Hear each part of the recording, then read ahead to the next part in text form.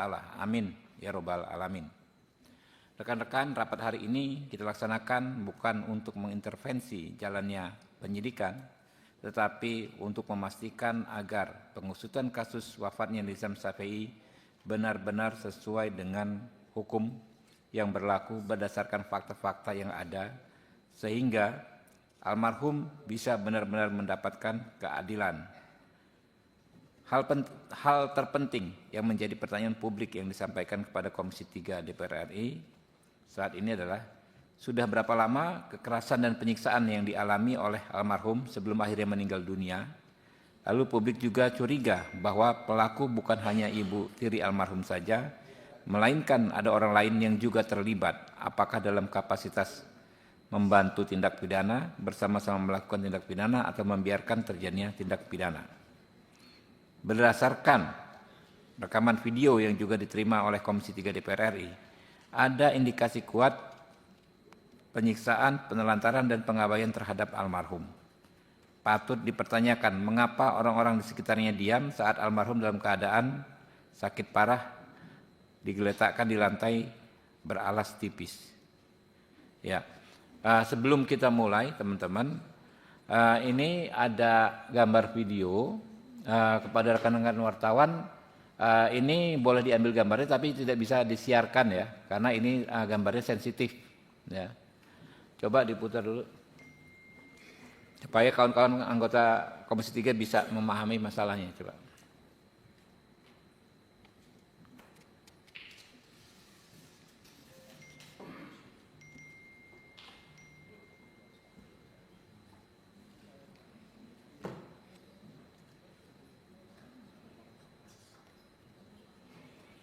Coba.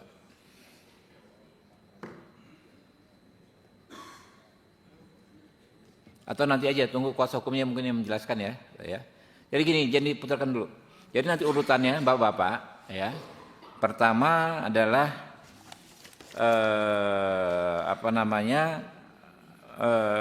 kuasa hukum dari Ibu Lisnawati ya, kemudian Bu Lisnawati. Lalu teman-teman dari KPAI ya. Kemudian dari LPSK, baru Pak Kapolres ya. Jadi masing-masing saya pikir yang paling lama ini dulu ya, kuasa hukum dan Ibu Lisnawati ya, yang paling lama. Mungkin bisa 15 menit ya Pak ya, ringkas saja 15 menit, lalu yang lainnya 10 menit lah paling lama ya.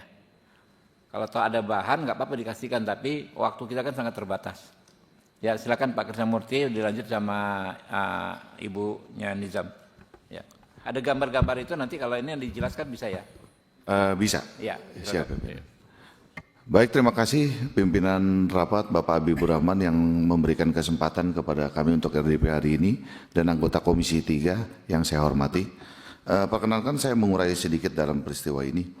Assalamualaikum warahmatullahi wabarakatuh. Yang terhormat pimpinan dan anggota Komisi 3 DPR RI, kami ucapkan terima kasih meskipun di masa reses Bapak Ibu berkenan menerima ibu kandung almarhum Nizam dan kuasa hukum.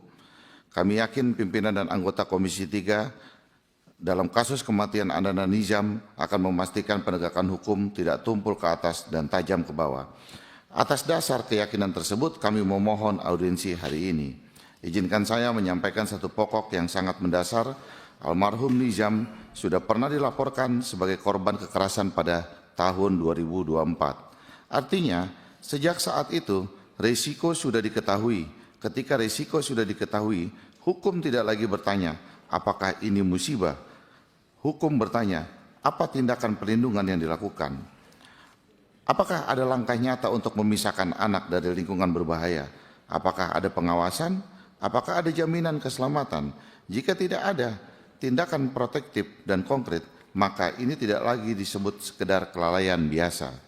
Undang-Undang Perlindungan Anak secara tegas melarang bukan hanya melakukan kekerasan, tapi juga membiarkan anak berada dalam situasi kekerasan. Dalam hukum pidana, pembiaran bukan ruang kosong. Pembiaran adalah perbuatan ketika ada kewajiban hukum untuk bertindak. Seorang ayah bukan saksi netral. Ia bukan pengamat, ia adalah subjek hukum yang memiliki kewajiban aktif melindungi anaknya. Jika seseorang dalam hal ini, ayah Nizam, sudah mengetahui adanya kekerasan, sudah pernah ada laporan resmi, sudah memahami risiko yang nyata, lalu memilih berdamai dan tetap membiarkan anak berada dalam kondisi berbahaya, maka keadaan tersebut harus diuji secara serius sebagai kemungkinan kesengajaan bersyarat dolus eventualis.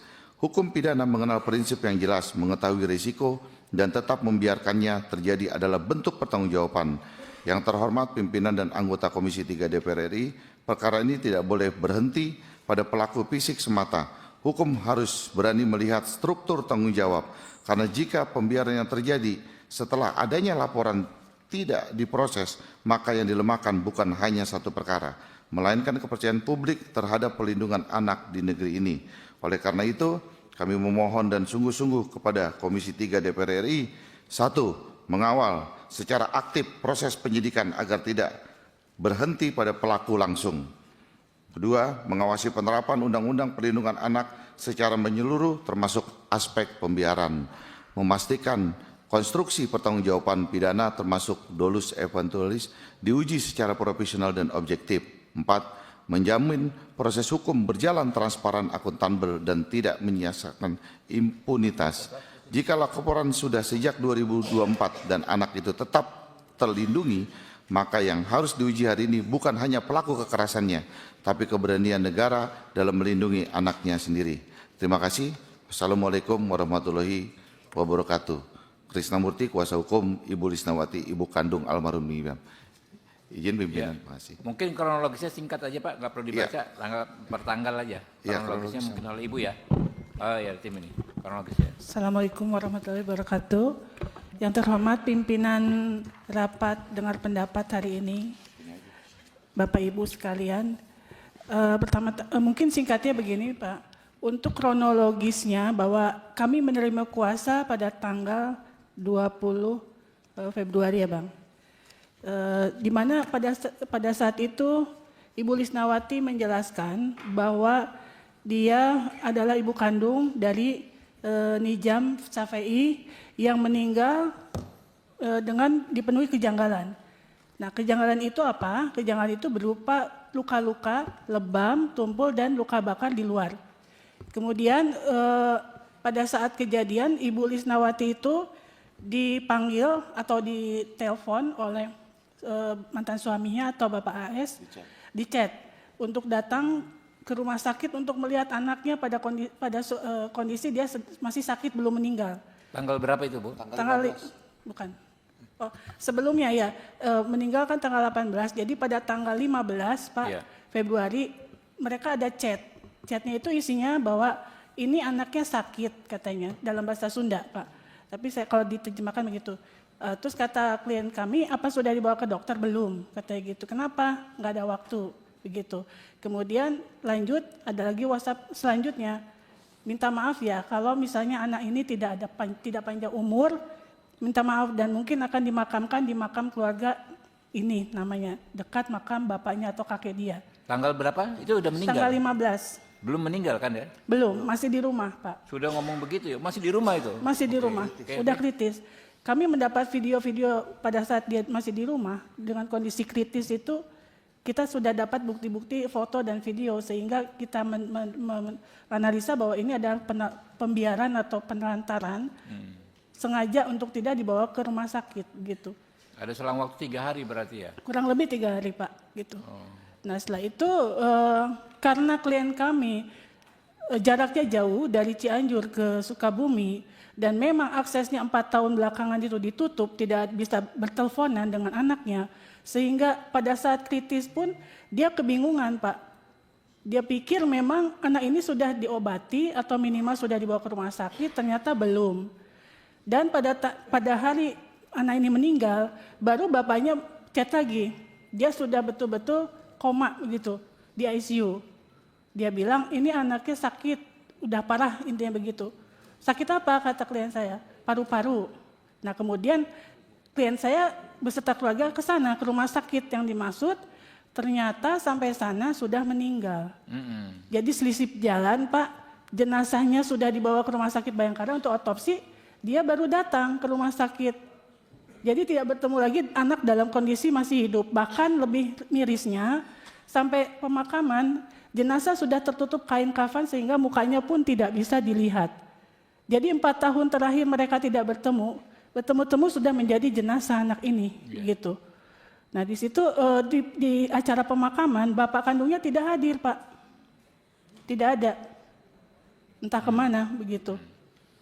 Jadi itu kejanggalan yang Jadi kita tanggal terima. 18 meninggal ya. Iya betul. Baru ibu ini ketemu sudah meninggal di saat Sudah meninggal. dikafanin dan mukanya pun tidak bisa dilihat lagi, Oke. gitu. Terus Bu? Sampai ke pelaporan gimana Pak Krisna? Ya, silakan. Tambahan? Terus. Ya, sejak saat itu tentunya sebagai seorang ibu dia merasa sangat kehilangan anak tersebut dan merasa bahwa anaknya meninggal sia-sia di tangan orang yang kurang bertanggung jawab karena bukti-bukti dan itu ada video viral pada saat di rumah sakit yang anaknya itu menunjuk-nunjuk ibu tirinya. Kita juga tidak tahu apakah itu video itu terpotong atau tidak, Pak. Yang pasti anak itu sebelum meninggal menunjuk ibu tirinya. Entah apa yang dimaksud atau yang disampaikan anak ini, yang pasti menunjuk dan ada yang bertanya di situ bahwa siapa pelakunya dia tunjuk. Tapi kita tidak paham karena anak ini dalam kondisi kesadaran menurun. Apakah yang dimaksud itu ibu itu pelakunya atau anak itu menyuruh ibu ini membuka siapa yang melakukan ini semua? Kan keburu meninggal, Pak. Nah, dalam kondisi kesadaran menurun, tentunya seorang anak tuh nggak akan mungkin bisa mengarang cerita. Menurut kami begitu analisa kami. Karena kondisinya memang sudah drop dan kondisi menurut kami analisa kami kondisi yang terekam di kepalanya hanya kejadian terakhir sebelum dia jatuh sakit parah.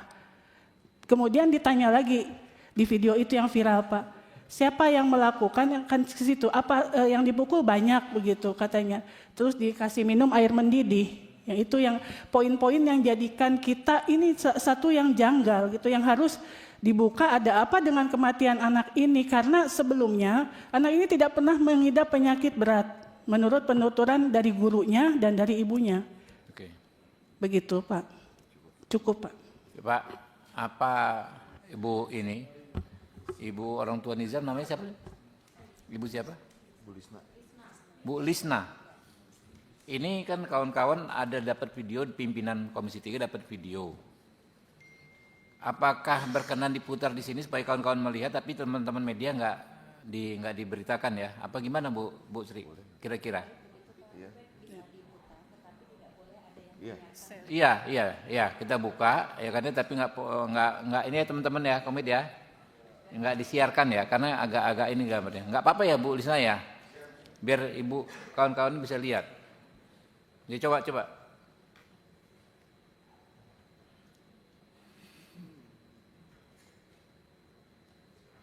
Nah ini Pak, Bu bisa dibantu ini apa kira-kira? Ini adalah video pada saat dia di rumah sudah seperti itu itu kurang lebih tanggal 15 bukan di kamar ya? Nggak di atau kamar. 16.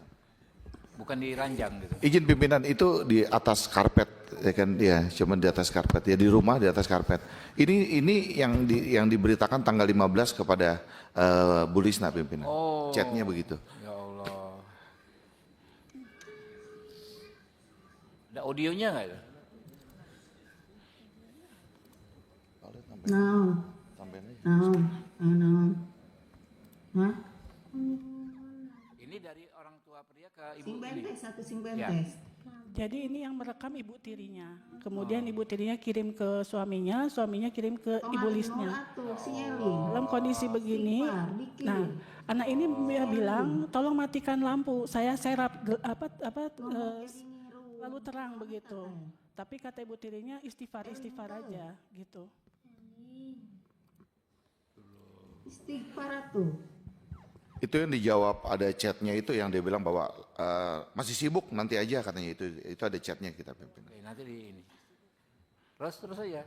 Cisok istighfar, ente. Artinya menurut kami Pak, bahwa dalam kondisi demikian parah, sakit parah, anak ini membutuhkan kenyamanan sedikit untuk dimatikan sedikit lampunya, tapi tidak dimatikan. Oke, ini.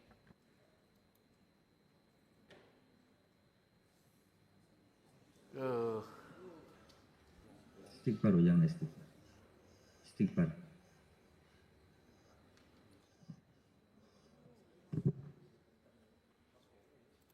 Iya diputar aja terus ya. Apa? Tutup dulu. Itu luka itu ya, Bu ya. Di mata, di Itu bibir. tanggal 18.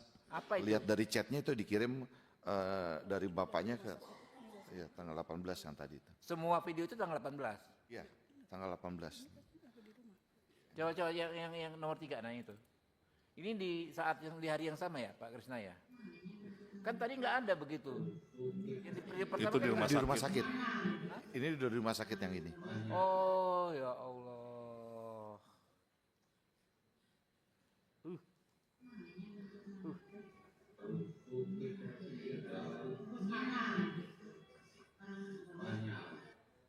Oke.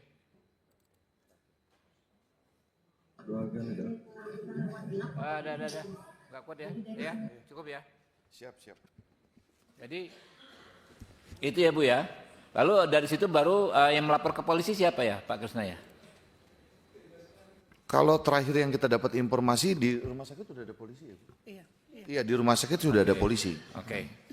Oke ya, yang bantu kemarin kan LPSK dulu ya, LPSK mungkin disampaikan. Ini atau KPAI dulu, silakan. Terima kasih pimpinan sidang. Yang pertama kami mengucapkan duka yang mendalam untuk Ananda NS. Mohon izin pimpinan sidang, mungkin lebih baik menyebut nama Ananda dengan inisial.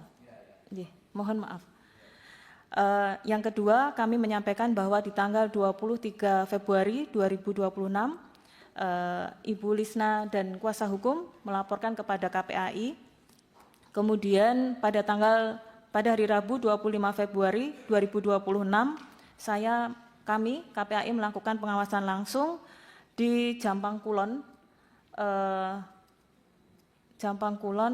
Gimana Bu? Dari awal tanggal berapa tadi? Tanggal berapa? 23 Februari. 23 Februari ya. Oke. Ya, pengaduan ke KPAI. Yang mengadukan siapa Bu? Ibu Lisna dan kuasa hukum. Ibu Lisna dan kuasa hukum yang awal ya, belum Pak Krisna waktu itu ya?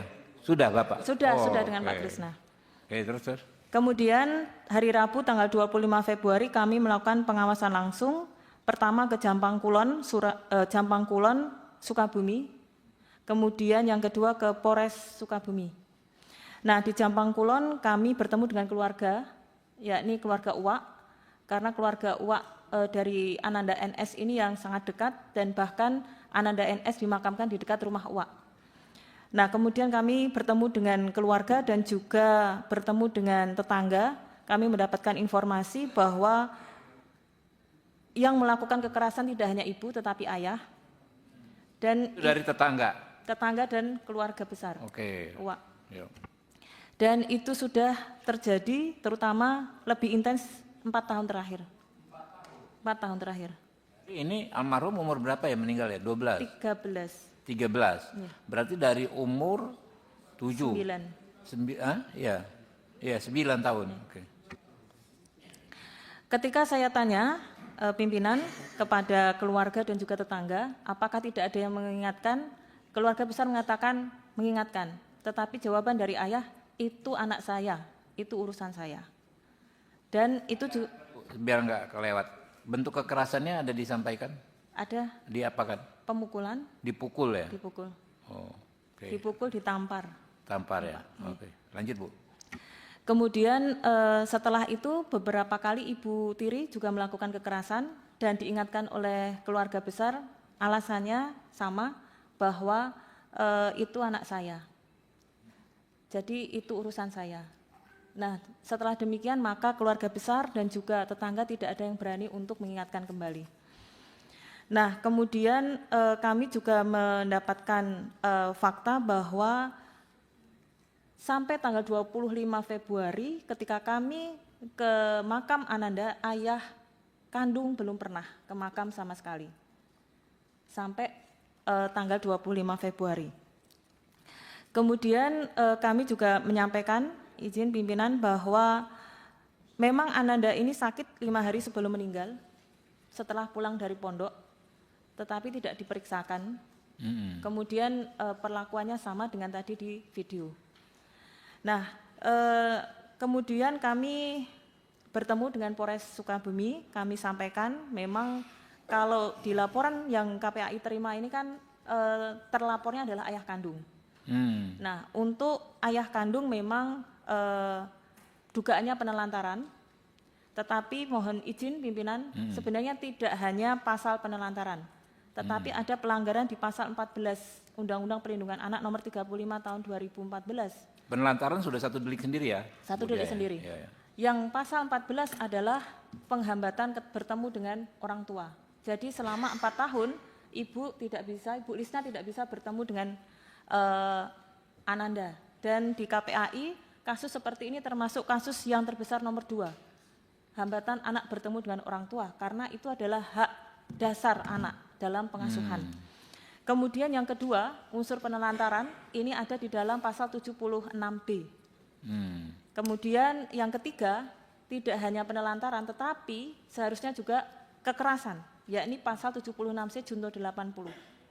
Jadi seharusnya ada 3 delik yang bisa disangkakan kepada 3 delik ya? Iya. Satu penelantaran, kekerasan, apalagi tadi kedua? Penghambatan bertemu dengan Menghambat ketemu ya? Ya, penghambatan anak bertemu dengan orang tua, pasal 14. Oke, lanjut Bu dia. Kemudian pimpinan dan Bapak ini Bapak semua ya, Bapak Dewan yang terhormat, kami sampaikan bahwa ini termasuk filisida Pak. Jadi pembunuhan anak yang dilakukan oleh orang tua, baik orang tua kandung atau orang tua tiri. Nah, angka filisida di Indonesia cukup tinggi dan mohon izin, ini terjadi karena adanya pembiaran dan normalisasi kekerasan di dalam rumah tangga yang terjadi pada anak. Dan terakhir, jadi termasuk kategori femisida nih menurut teman-teman KPAI ya? Filisida, ya. Filisida. Dan dalam filisida ini selalu ada unsur perencanaan. Mohon izin, karena sebelum filisida itu pasti terjadi kekerasan-kekerasan kecil sebelumnya. Jadi mohon izin jika diperkenankan kami ingin menambahkan tuntutan di pasal 30 KUHP pasal 340. 380 berencana. KUHP baru bukan ya? KUHP baru pasal berapa? Oh, KUHP lama, mohon maaf. Iya, KUHP baru ntar dicek Iya. ya. Nomor pasalnya jangan berubah ya. Ya, mohon maaf. Iya. Mungkin itu saja pimpinan dan kami mohon maaf belum bisa membuat PPT dan lain sebagainya. Enggak apa-apa. Saya terima kasih sekali Ibu dari Melayat ya ke sini demi acara ini ya. Terima kasih pimpinan. Mbak Sri, monggo. Ya, terima kasih Pak Ketua. Assalamualaikum warahmatullahi wabarakatuh. Selamat pagi. Sebelumnya saya juga turut berduka cita Bu Lisna atas meninggalnya adik Nijam. Sebetulnya kami LPSK itu sudah mencoba untuk berkomunikasi pada saat berita ini viral, tetapi memang komunikasi kami baru sebatas dengan UPTD Sukabumi, sehingga memang UPTD Sukabumi tidak bisa menjangkau ibu korban pada saat itu. Lalu di tanggal 27 Februari kemarin, Ibu Lisna bersama kuasa hukum dan KPAI hadir ke LPSK bersama dengan anggota Komisi 13 untuk melaporkan dan mengajukan permohonan perlindungan. Pada saat itu kami memang langsung meminta keterangan dari Ibu Lisna dan dari situ kami menindaklanjuti langsung dengan melakukan asesmen kepada Ibu Lisna, yaitu asesmen berkaitan dengan medis karena memang Ibu Lisna mengeluh ada sakit di fisik, lalu kemudian melakukan asesmen psikologis dan asesmen ancaman. Karena sejak Ibu Lisna melaporkan mantan suaminya sebagai tersangka, Ibu Lisna menerima banyak ancaman baik berupa SMS, WA dan sebagainya yang ujungnya itu ancaman berupa untuk tidak buka suara dan tidak ikut campur. Dari situ kemudian Mbak Sri, ancamannya apa bunyinya kalimatnya? Ancamannya salah satunya itu untuk diam, tidak buka suara, lalu kemudian tidak ikut-ikutan gitu, seperti itu, dan itu berlangsung setelah di atas jam 9. Dari sekian banyak SMS dan juga WA yang diterima sama Ibu Lisna itu, Ibu Lisna memang sedikit mengalami depresi, sehingga pada saat di LPSK itulah kemudian kami lakukan juga asesmen untuk tingkat ancamannya. Nah, dari hasil wawancara tim pada saat setelah asesmen, kami mendapatkan beberapa informasi yang salah satunya adalah kami menduga dan kami mendesak juga kepolisian penyidik untuk mengecek background dan latar belakang dari ayah Nizam. Karena dari informasi yang didapatkan, tindakan kekerasan sebenarnya sudah diterima oleh korban itu sejak korban masih kecil. Jadi dari mulai yang disundut rokok, kemudian yang disiram pakai air, yang dicelupkan ke dalam bak mandi gitu. Jadi dari kecil itu ternyata korban ini sudah mengalami tindakan kekerasan yang begitu sering dan selalu, dan bukan hanya kepada Nizam tapi juga kepada Ibu Lisna. Jadi kami melihat bahwa kekerasan dalam rumah tangga, dalam keluarga ini memang sudah cukup sering dilakukan, sehingga tidak menutup kemungkinan apa yang disampaikan oleh rekan dari KPAI ini sangat memang penting untuk dilihat lebih jauh. Lalu yang kedua adalah kaitannya dengan Ibu Lisna sendiri. Sampai dengan saat ini Ibu Lisna masih dalam konteks perlindungan darurat LPSK. Dan kaitannya dengan tingkat ancaman, tim akan segera turun per hari ini dan besok juga untuk bisa melihat lebih jauh lokasi dan tempat tinggal di mana Ibu Lisna berada, serta berkoordinasi dengan UPTD setempat kaitannya dengan psikologis yang mungkin bisa dilakukan lebih lanjut untuk Ibu Lisna.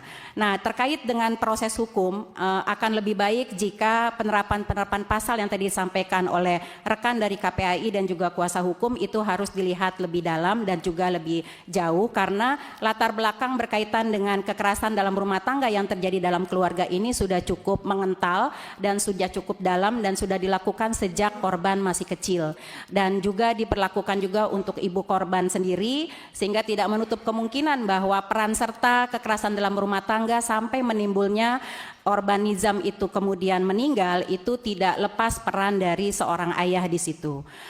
Selain itu kami juga menginformasikan bahwa mantan suami Ibu Lisna ini kebetulan adalah anggota geng yang menurut saya juga patut untuk atensi lebih lanjut kepada Bapak kepolisian ya, khususnya karena ini kaitannya dengan ancaman yang seringkali diterima oleh Ibu Lisna. Mungkin begitu Pak Ketua, terima kasih. Assalamualaikum. Ya. Sebelum ke Pak Kapolres ya, yang pertama saya minta dijamin keamanannya Ibu ini Pak. Ya, hajar aja gangster-gangster itu, nggak ada urusan Pak. Masa udah sejauh ini belum ada penindakan Pak. Lalu nanti jangan terlalu bertele-tele soal timeline ini Pak. Kita nggak perlu, yang perlu langsung ke inti masalahnya. Ya mulai kesimpulan sampai ini. Ya silakan Pak Kapolres.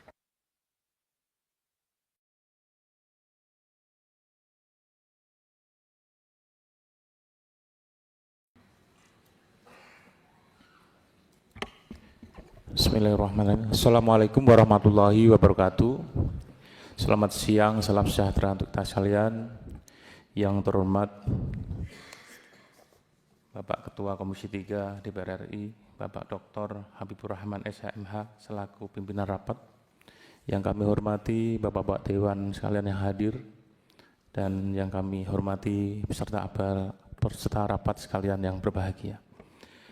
Pada kesempatan hari ini akan kami sampaikan terkait dengan langkah-langkah daripada Polres Sukabumi menindaklanjuti adanya tindak pidana kekerasan terhadap anak korban NS.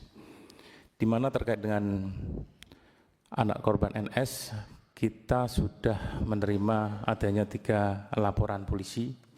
Yang pertama yakni laporan polisi LP-B-09 Romawi 2 SPKT Polsek Jambang Kulon, Polres Sukabumi, Polda Jawa Barat tanggal 19 Februari 2026, di mana sebagai pelapor adalah Anwar Satibi. Kemudian sebagai telapor adalah Ibu Tiri atau Saudara Teni Rida. Terhadap perkara tersebut kami terima tanggal 19 Februari, kemudian kita tindak lanjuti dengan maraton melakukan penyelidikan sehingga tanggal 20 sudah kita naikkan sidik dan tanggal 22 kita sudah menetapkan tersangka, dan terhadap tersangka sudah kita lakukan penahanan di tanggal 23 Februari 2026. Pak, tersangkanya siapa aja? Pak? Tersangka Ibu Tiri, inisial TR, yaitu Teni Rida. Ayahnya enggak, bukan tersangka, Pak? Untuk ayahnya di LP yang tanggal 19 Februari sebagai pelapor, Bapak. Oh, pelapor. Sebagai pelapor LP.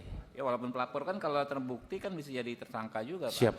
Namun dalam perkara ini, Bapak, kami juga menindaklanjuti laporan polisi yang kedua, yakni laporan polisi yang dibuat di tahun 2024. Di mana di tahun 2024 itu juga ada laporan polisi, di mana laporan polisi itu sebagai pelapor juga sama, Anwar Sadibi, yang dilaporkan Ibu Tiri juga, yakni Teni Rida. Yang pada saat perkara sedang kami lakukan penyelidikan, kemudian ada perdamaian sehingga prosesnya hold, karena kemarin ada pernyataan pencabutan perdamaian tersebut dan juga adanya perbuatan yang berulang, sehingga perkara tersebut sudah kami naikkan sidik, dan ke depan tentunya kita akan lakukan pembuktian untuk pemenuhan unsur gelar untuk penetapan tersangka. Kemudian terkait dengan Anwar Sadibi sebagai pelapor, kebetulan kami menangani laporan polisi yang ketiga yang dibuat oleh saudara Krisnamurti sebagai kuasa hukum orang tua atau ibu kandung, di mana laporan polisi B 106/2/2006 SPKT Polres Sukabumi, Polda Jawa Barat yang dibuat pada tanggal 24 Februari. Ya. Walaupun terhadap korban atau pelapor belum kita minta keterangan karena memang masih situasi berduka. Namun kita sudah maraton melakukan penyelidikan, melakukan langkah lain untuk mengumpulkan alat bukti. Dan kita juga akan segera meningkatkan prosesnya menjadi penyidikan. Kemudian terkait dengan perkara yang sudah kita tangani sekarang, yang viral, di mana laporan yang dibuat tanggal 19 Februari, tentunya kita melakukan penyidikan yang betul-betul profesional, tidak under pressing daripada pemberitaan media sosial ataupun intervensi lainnya. Kemudian kita melakukan kolaborasi interdisipliner melibatkan daripada forensik, di mana kita melibatkan psikologi klinis, kemudian juga psikologi forensik, kemudian kita juga akan menyiapkan pembuktian yang tentunya bisa dipertanggungjawabkan secara ilmiah. Dari tindakan yang sudah kita lakukan, memang kita sudah melakukan pemeriksaan sebanyak 18 saksi, kemudian 3 ahli, dan kita mendapatkan bukti-bukti surat seperti visum et verbatim yang di situ sudah menggambarkan bagaimana terjadinya luka lebam yang disebabkan oleh trauma panas dan juga trauma benda tumpul. Jadi ada trauma panas dan trauma benda tumpul. Siap. Dan dalam fakta-fakta peristiwa itu, di hari Kamis tanggal 18, pukul 8 pagi, bahwasanya korban dibawa ke UGD di Rumah Sakit Jombang Kulon.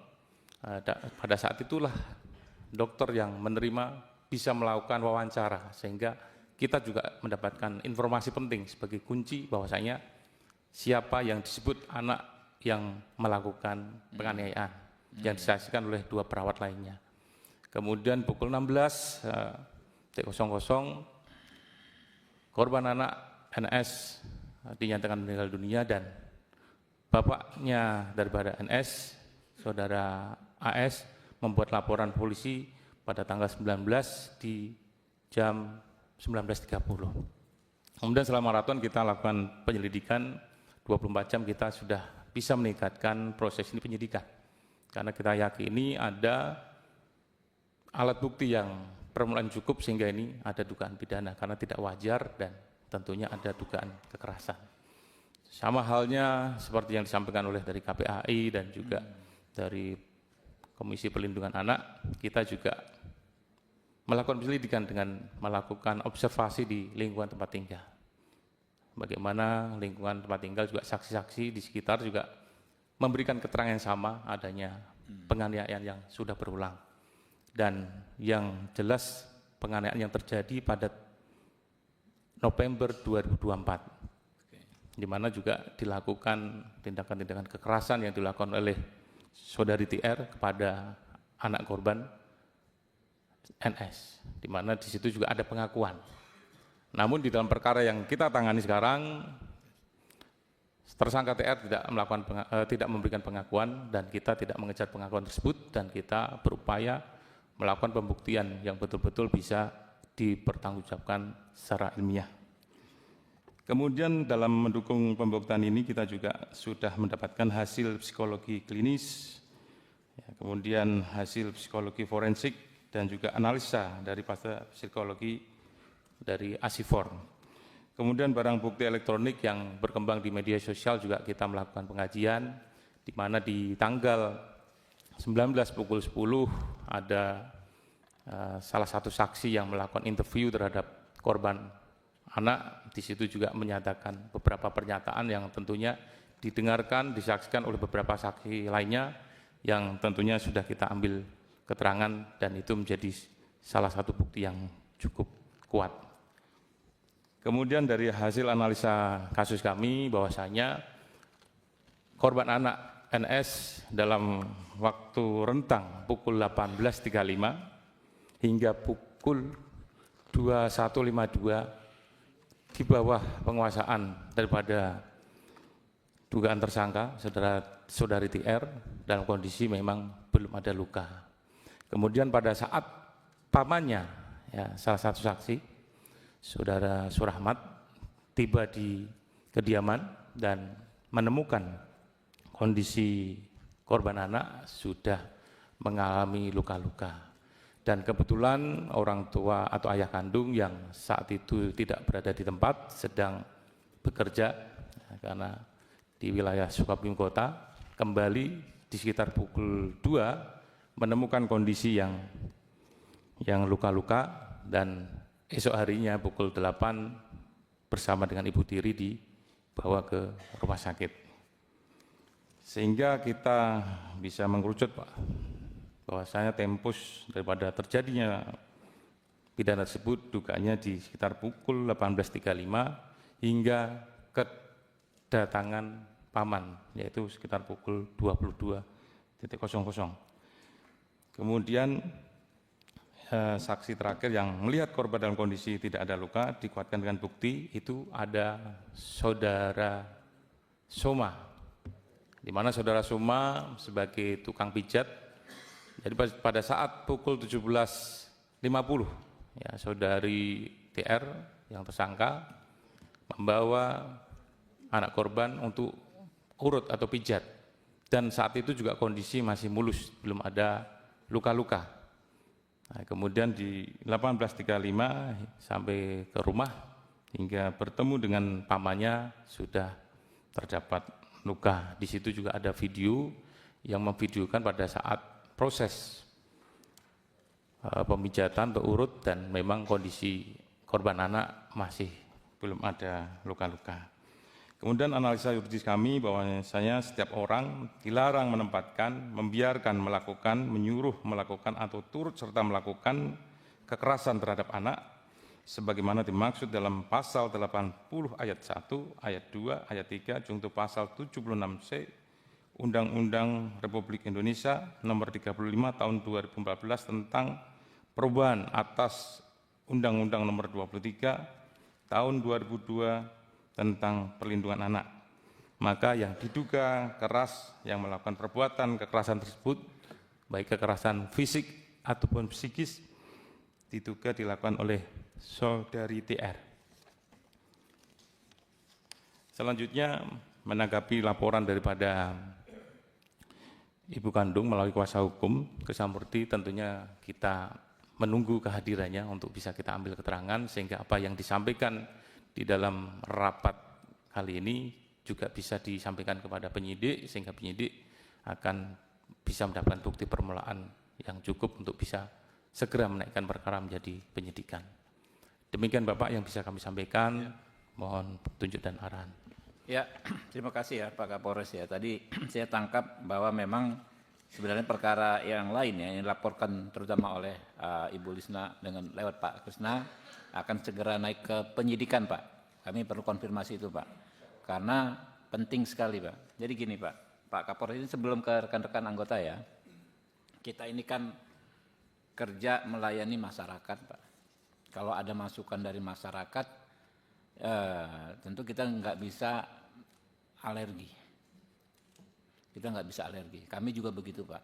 Kami di WA, di ini segala macam, dibombardir pesan dari masyarakat sehingga menyelenggarakan acara hari ini bukan karena diintervensi, bukan karena kami tidak independen, tapi karena memang kita harus ya menggali rasa keadilan di masyarakat tersebut.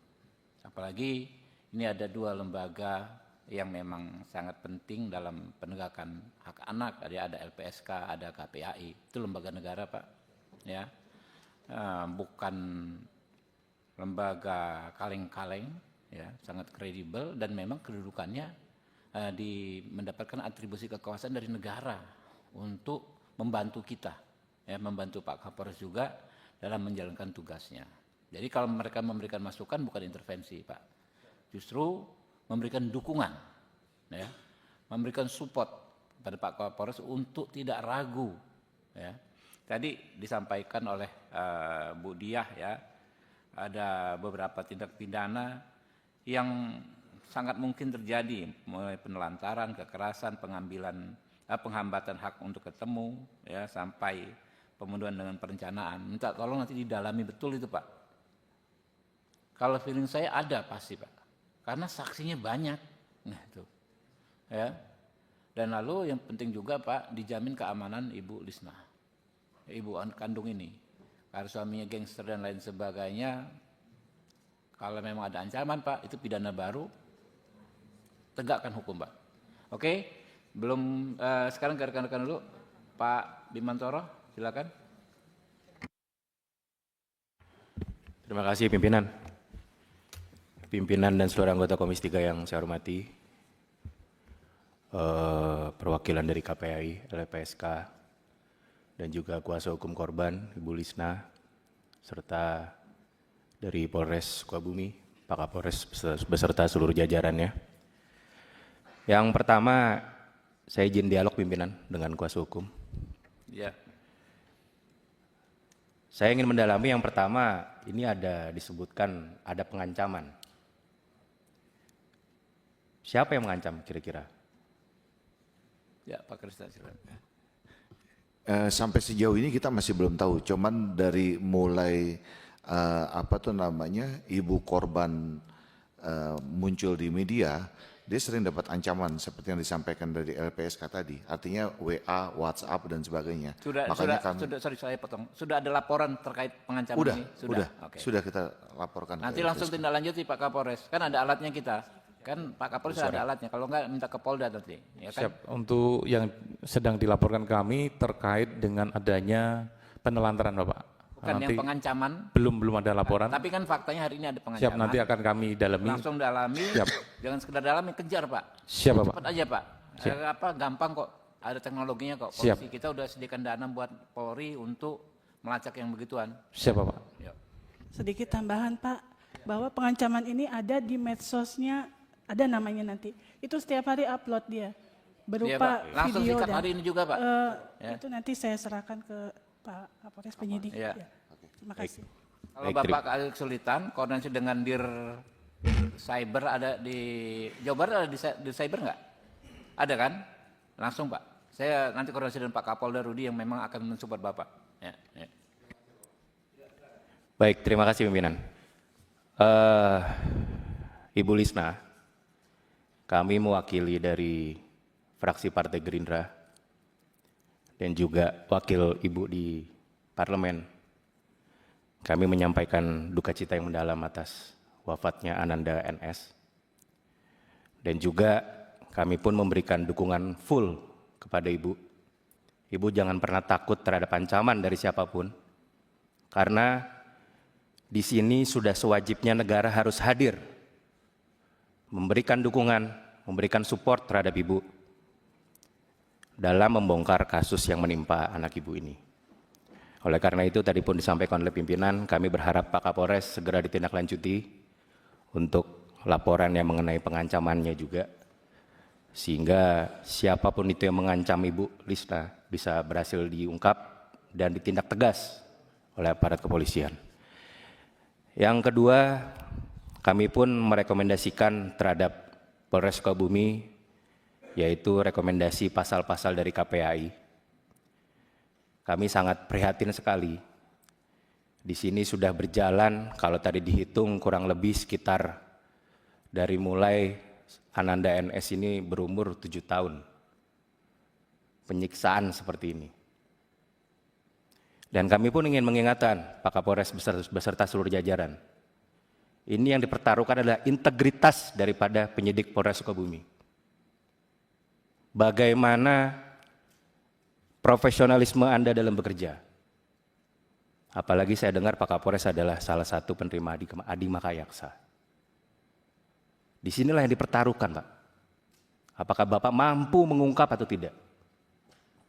Mampu menjadi pelopor terhadap seluruh kasus-kasus penganiayaan terhadap anak yang ada di Indonesia, sehingga tidak terjadi presiden yang buruk dalam penanganan kasus anak yang ada di Indonesia. Dan mungkin Bapak Kapolres bisa menjadi pelopor untuk pengungkapan yang terbaik nantinya.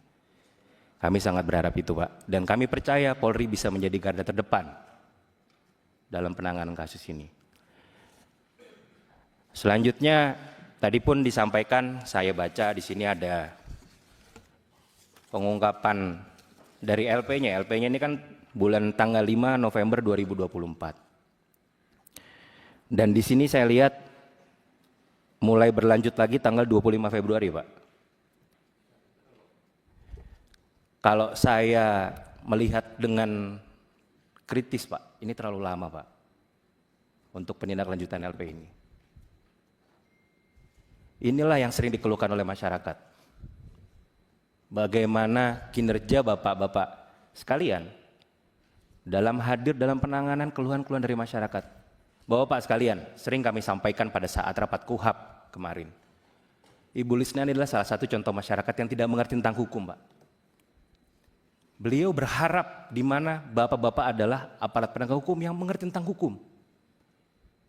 Yang bagaimana caranya harus melakukan tindakan profesional dalam pengembangan dan pencarian fakta tentang proses hukum itu sendiri. Saya melihat di sini ada LP. Walaupun ini LP tadinya pelapor ini tanggal 5 November adalah Anwar Satibi dan terlapornya adalah TR. Di sini seharusnya sudah ada pengembangannya, Pak. Apakah mungkin seorang bapak membiarkan anaknya dipukuli seperti itu? Saya pun seorang bapak, Pak. Saya sangat miris sekali, sedih saya ngeliatnya. Kalau misalnya kita punya hati nurani, Pak, sebagai orang tua, kita nggak akan mungkin anak kita disentuh sama orang lain. Itu secara logika dasar aja gitu loh. Nah ini kami pun berharap bahwa Pak sekalian juga kan punya anak-anak juga. Coba bayangkan kalau ini keluarga Bapak yang terjadi seperti ini. Apalagi ini anak Bapak yang terjadi seperti ini. Apa coba rasanya? Di mana hati nurani kita semua, Pak? Nah ini kami berharap, kami masih percaya Polres Sukabumi masih bisa menghadirkan keadilan dalam proses hukum ini. Saya pun melihat di sini berarti sudah clear ya Pak Kuasa Hukum bahwa tidak ada penganiayaan di dalam pesantrennya berarti ya. Jadi setelah korban ini pulang dari pesantren baru disitulah timbul kecurigaan-kecurigaan dari disampaikan itu ya. Baik, mungkin saya sekali lagi ingin menyampaikan hukum harus terus ditegakkan. Sebagaimana negara harus hadir dalam melindungi warga negaranya yang sedang berduka, yang tidak mengerti tentang hukum, yang dimana ada proses penelantaran, kekerasan, penghambatan bertemu. Dan juga saya pun agak sanksi juga, apakah mungkin juga ini ada pembunuhan berencana juga dalam niatnya. Kita harus melihat mens reanya juga, Pak, bagaimana, Pak. Karena mungkin ayah korban merasa anak tersebut menjadi beban atau seperti apa, bisa jadi seperti itu ke depannya atau bagaimana. Mohon Pak, tolong dicek semuanya pengembangan daripada kasus ini. Saya minta ini dibuka dengan terang benderang sehingga korban bisa mendapatkan keadilan dan orang tua korban juga bisa mendapatkan keadilan yang jelas. Terima kasih pimpinan. Bimantoro PDI Perjuangan, Gus Falah Amru, Bimantoro fraksi Gerindra, Gus Falah Amru PDI Perjuangan. Silakan. Terima kasih pimpinan. Assalamualaikum warahmatullahi wabarakatuh. Yang saya hormati pimpinan Komisi 3, sahabat-sahabat Komisi 3, yang saya hormati Pak Kapolres Sukabumi, kuasa hukum keluarga almarhum NS, Pak Krisnamurti, orang tua saudara NS, saya mengucapkan turut berduka cita, Bu. Semoga Ananda menjadi perhiasan surganya Allah Subhanahu wa taala. Yang saya hormati Wakil Ketua LPSK dan juga dari KPAI. Pak Kapolres, seperti yang Bapak sampaikan tadi, di tanggal 5 November sudah ada laporan polisi nomor B38/11/2024. Di situ berdasarkan berita yang saya baca, ada pihak dari Ibu Tiri dan juga anak angkat dari Ibu Tiri yang berinisial U yang juga turut terlibat dalam penganiayaan ini. Tetapi Pak Kapolres dan penyidik melakukan restoratif justice yang pada akhirnya ada sebuah perdamaian. Ini sesuatu hal yang harus hati-hati, Pak. Sudah tahu bahwasannya ada kekerasan yang dilakukan oleh Ibu Tiri, oleh anak angkatnya Ibu Tiri, ya kan? Tetapi masih ada restoratif justice yang pada akhirnya membuat saudara NS meninggal dunia. Oleh karena itu, kami juga butuh penjelasan yang lebih mendalam, Pak, atas hal ini. Jadi perdamaian yang pada ujungnya adalah saudara NS meninggal dunia. Ini kecakapan dari penyidik dari Polres Sukabumi patut dipertanyakan. Yang kedua, saya mengusulkan pimpinan, selain ada penerapan atas hukuman maksimal yang juga disampaikan oleh komisioner KPAI ataupun yang lainnya, saya juga mengusulkan adanya hak restitusi terhadap korban. Jadi hak penggantian ganti rugi terhadap korban. Ini juga sesuai dengan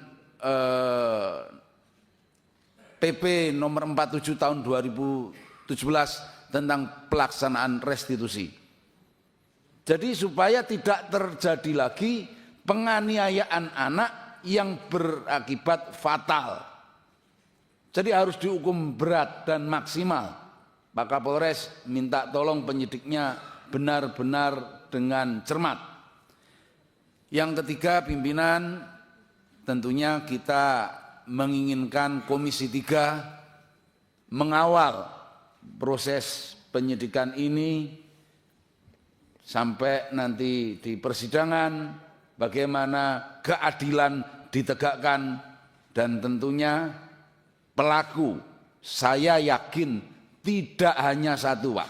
Saya minta dikembangkan sehingga dapat dihukum secara maksimal, ibu korban pun juga secara psikologis mendapatkan obat supaya lebih tenang. Terima kasih.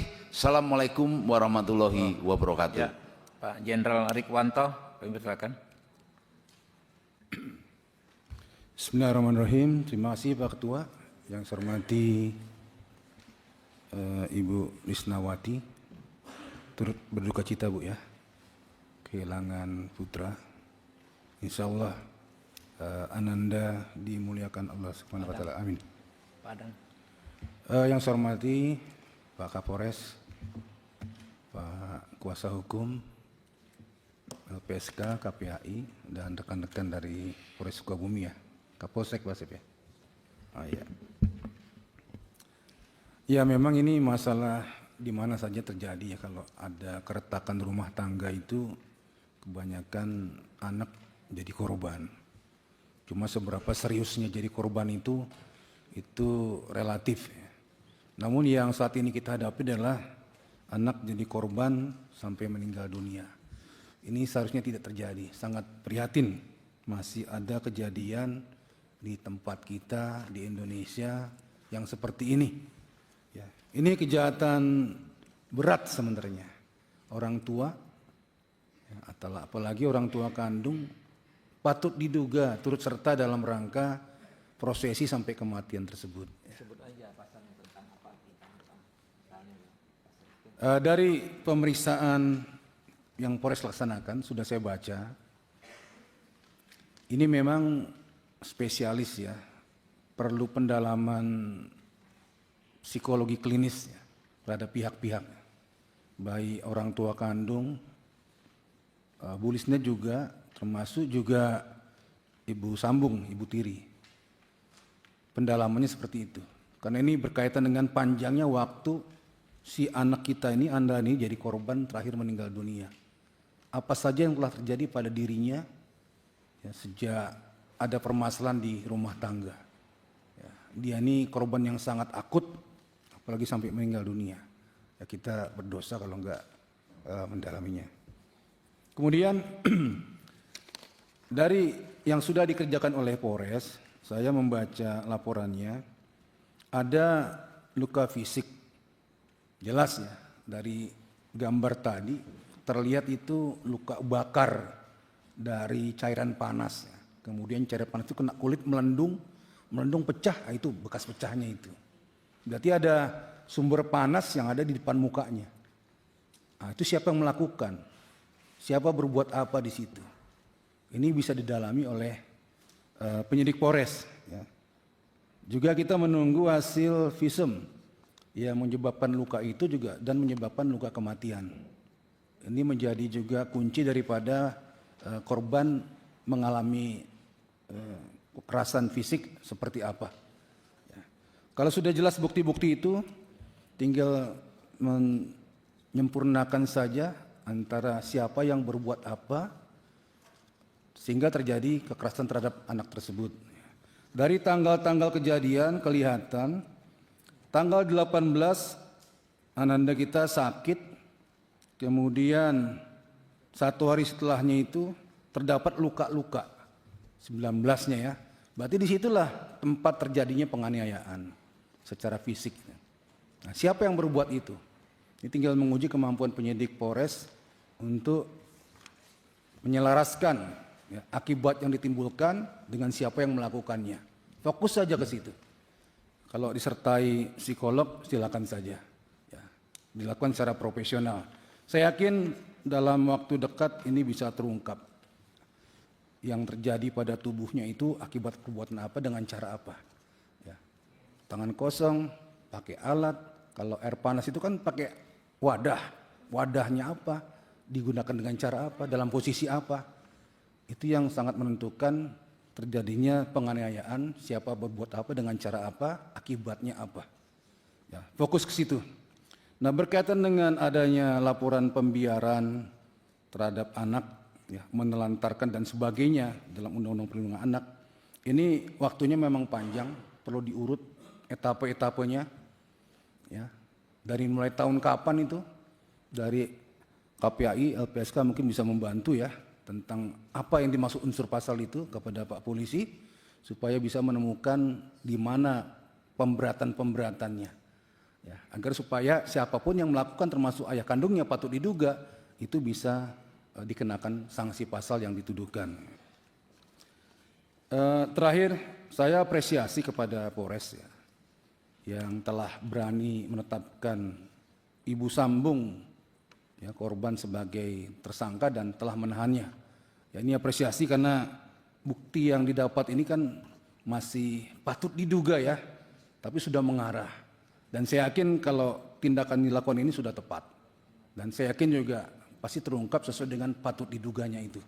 Ya, saya berharap tidak meleset lagi ke depannya dan bisa ditemukan langsung dua hal yang sesuai dengan laporan polisi, yaitu penganiayaan, kemudian juga penelantaran. Ya, agar supaya tidak menjadi presiden buruk lagi ke depan bagi siapapun yang punya masalah-masalah dalam rumah tangganya yang berakibat terhadap anak. Saya terima kasih kepada KPH, ini ada informasi yang disebutkan di sini ya, di catatannya. Ibu Sambung juga sering mengalami KDRT dari suami, sehingga menjadi salah satu alasan untuk melakukan kekerasan terhadap NS, anak kita ini. Ya, ini patut diduga ada kaitannya semuanya. Jadi kasus penelantaran itu juga patut diduga ada pembiaran, ya, perlakuan, apapun itu ya. Jadi ayah kandung patut diduga kuat, nah, tinggal penyusutnya saja. Ya, itu dari kami, mudah-mudahan bisa terang benderang nantinya dan bisa terungkap dan bisa dihukum seberat-beratnya bagi yang melakukannya. Terima kasih Pak Ketua. Ya, ada interupsi? Saya mau menambahkan sedikit. Ini mengantisipasi saja karena ada laporan yang disampaikan oleh pemohon, oleh Bu Lisna untuk bapaknya Nizam, suami. Jadi diantisipasi jangan sampai ada laporan balik Pak. Jadi mungkin Kapolres nanti mengantisipasi supaya yang laporan balik itu dibelakangkan dulu Pak, supaya ini biar dikedepankan Jangan dulu. dibelakangkan, ditolak. Ditolak. Ya, Karena kebanyakan itu laporan balik pasti akan dilakukan. Nah itu seharusnya disingkirkan saja gitu. Nggak ada. Nah yang kedua saya mau menambahkan Pak, karena memang betul informasi dari Bu Lisna sendiri, karena semasa dahulu dia juga menjadi korban KDRT dari suaminya, dan juga ternyata di istri-istri yang lain juga mengalami hal yang sama. Jadi saya sepakat Pak, ini sepertinya pengembangannya memang harus segera dilakukan terhadap orang tua kandung ayahnya. Makasih. Ya, Pak Kapolres. Tambahan yang mulia. Sebentar Pak. Oh, siap. Jadi terkait nanti kalau ada yang mau laporan balik, tolak dulu Pak. Nggak bisa Pak. Ini masih berjalan kok, gitu kan ya. Jangan sampai kejadian keseleman kedua kita nanti. Malah penjahat melaporkan kita gitu. Pak Adang, ntar dulu ya bos ya, nanti ada waktu. Assalamualaikum warahmatullahi wabarakatuh. Terima kasih pimpinan dan anggota Komisi 3 dan Bapak-Bapak Ibu yang hadir, yang ada di ruangan ini. Pertama saya ingin menekankan kepada Kapolres, tolong terus profesional, karena dalam proses ini TSK sudah ditentukan oleh Kapolres untuk ditindaklanjuti. Tapi saya tertarik dengan apa yang disampaikan oleh KPAI dan LPSK. Terima kasih banyak. Karena apapun juga pasal-pasal yang tadi disampaikan, kan selama ini terus terang ya kuranglah mendapat tanggapan. Tapi di sini terlihat prosesnya sudah cukup lama. Jadi apapun juga harus dipertanggungjawabkan oleh yang mungkin akan nanti menjadi TSK ya, saya tidak menyebutkan. Kalau memang bukti-bukti itu terbukti, dia sebagai orang tua mentelantarkan anaknya, tidak dalam kasus ini saja, tapi sejak dia melakukan pentelantaran anak, melakukan kekerasan, itu juga tolong Polres untuk diproses apabila nanti LP baru itu masuk. Terima kasih. Pimpinan, wassalamualaikum warahmatullahi wabarakatuh. Pimpinan. Kanan, Prof. Sodi Santandra. Ya. Nah, abis ini Pak Inca ya. Terima kasih pimpinan, anggota Komisi 3 yang kami hormati, Ibu korban, Pak Kapolres, LPSA dan yang lainnya yang saya hormati. Assalamualaikum warahmatullahi wabarakatuh. Salam sejahtera untuk kita semua. Kalau saya melihat ini kan Pak Kapolres, ini kan ada 3 laporan. Ini sebenarnya ini kan perbuatan yang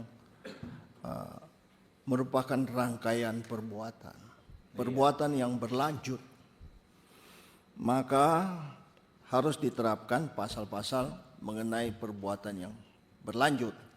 Ya, hukumannya maksimal ditambah dengan 1/3. Itu pertama. Yang kedua, saya memperhatikan apa yang disampaikan oleh Pak Kapolres ini. Memang ada keterangan saksi, ada keterangan ahli. Tapi kalau yang tadi dari gambar itu, saya melihat bahwa luka yang ada itu kan akibat dari adanya air panas kan. Yang menjadi pertanyaan saya sampai sekarang itu adalah apa yang menyebabkan meninggalnya almarhum. Penyebab mati itu harus penting, kita harus tahu. Nah, disinilah jangan sampai, ini saya berpesan aja, tidak ingin mencampuri tapi berpesan. Jangan sampai pihak penyidik cukup puas dengan pengakuan-pengakuan. Padahal di sini kalau kita melihat bahwa kejadian ini kan sudah sangat lama. Dari almarhum itu sejak kecil udah mendapatkan kekerasan. Ya toh, puncaknya baru sampai sekarang ini kan. Nah, tadi ada di ini ada visum et repertum luar, hanya luar. Nah, visum et repertum jenazah. Yang kami ingin tanyakan itu apakah ada pembedahan? Otopsi. Karena kalau saya melihat keterangan yang ada ini masuk tanggal 19 pada pukul berapa itu? Dan kemudian pada pukul 4 sore kalau nggak salah meninggal. Tanya masih sadar, bisa jawab. Ada yang merekam kan begitu. Pertanyaannya, meninggalnya karena apa? Ya kan? Akibat dia meninggal itu penyebabnya apa? Nah itu tolong ditelusuri. Kalau saya melihat ini, ya ada mengaku ya memang ibu sering mukul. Ya kan? Pengakuan itu sudah lama. Dan tidak bisa menjadi suatu alat bukti untuk meyakinkan hakim. Maka kami berpesan ini agar benar-benar, ini kalau kami melihat ini Pak Kapolres, ini juga menjadi pelajaran bagi kita semua bahwa kalau ada terjadi kejahatan-kejahatan, bagi saya ini kejahatan yang sangat serius.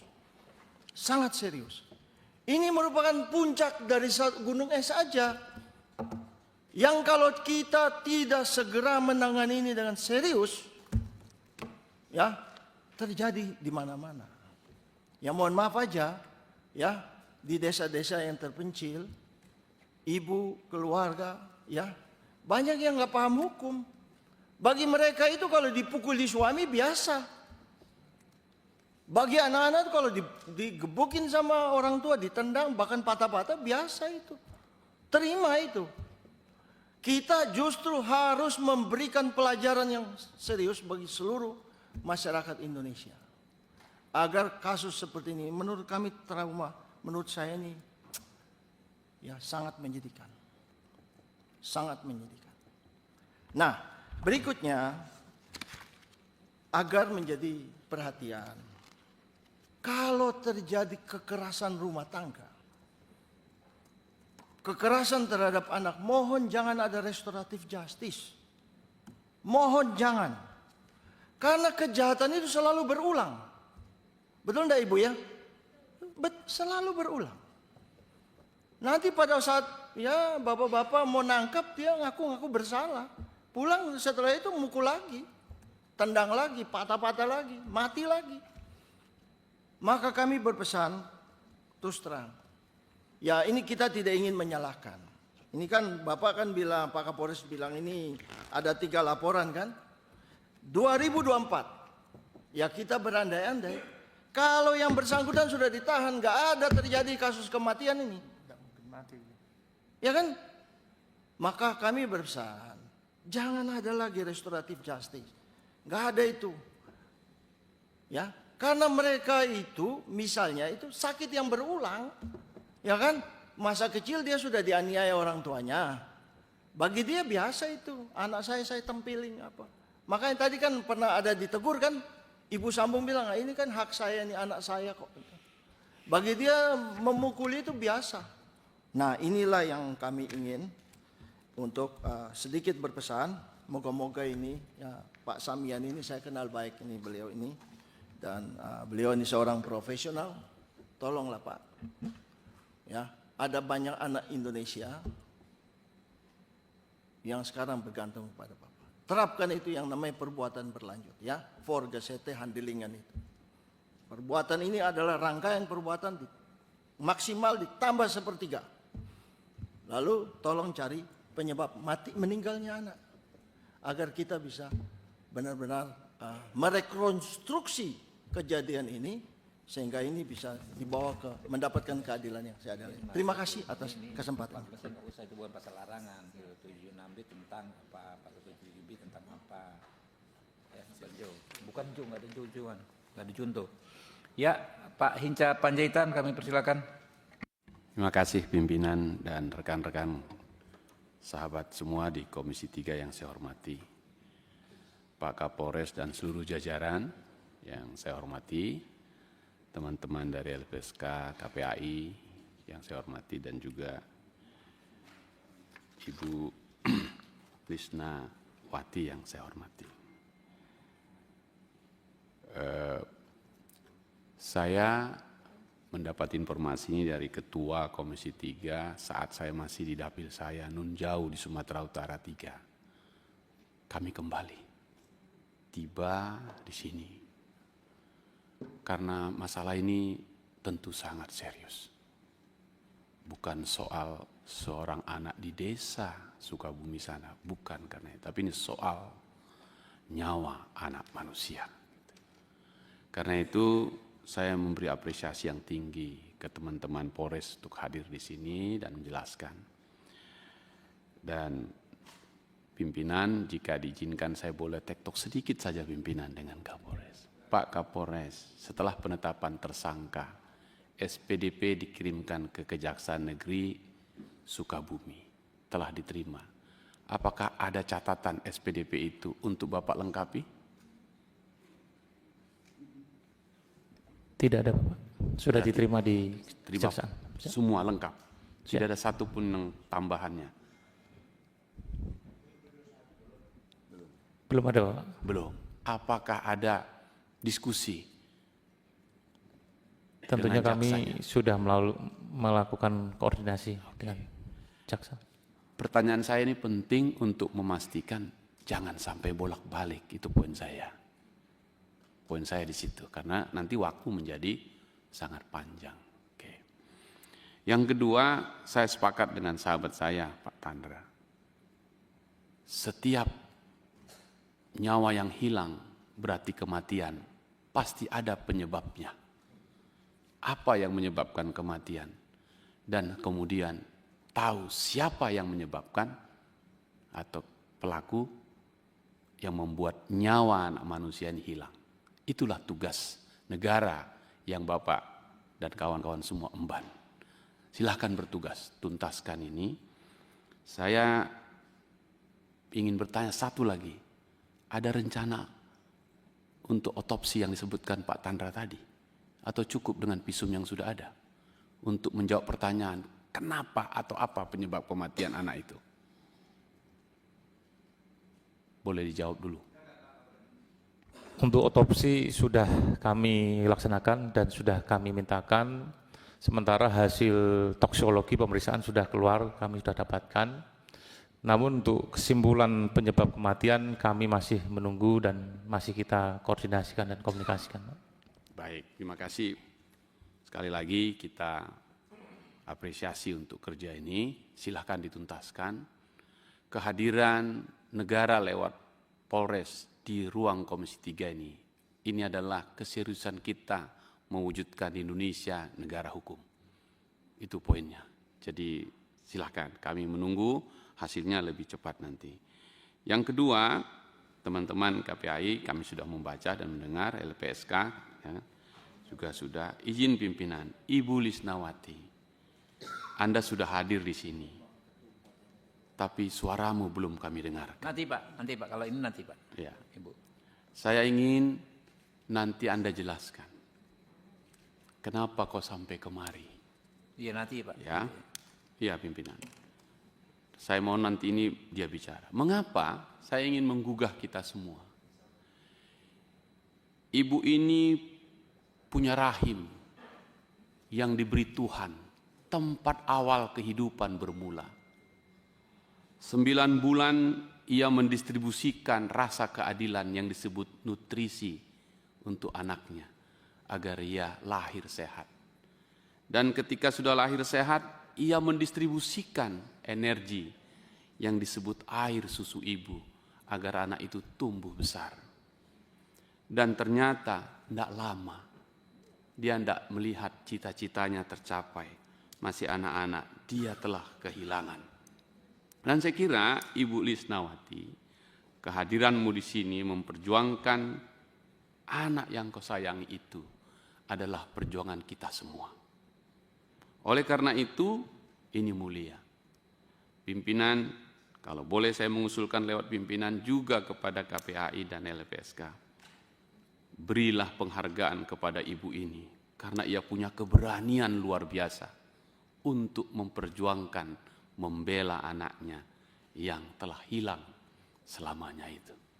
Nah, karena itu kami dari fraksi Partai Demokrat pimpinan mendukung penuh kerja kita ini dan respek dan berduka cita yang dalam atas kehilangan anak kita yang sekarang sedang kita perjuangkan kebenaran dan keadilan untuk dia.